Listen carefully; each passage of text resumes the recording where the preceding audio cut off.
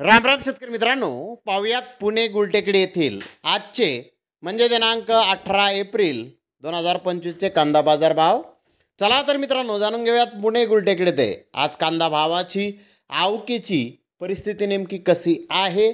मागील बाजाराच्या तुलनेमध्ये पुणे गुलटेकडी येथे कांद्याच्या भावामध्ये आज काय बदल झाले आहेत याची सविस्तर माहिती अगदी थोडक्यात आपण या व्हिडिओमध्ये जाणून घेणार आहोत. त्यासाठी मित्रांनो व्हिडिओ आपल्याला संपूर्ण पाहायचा आहे.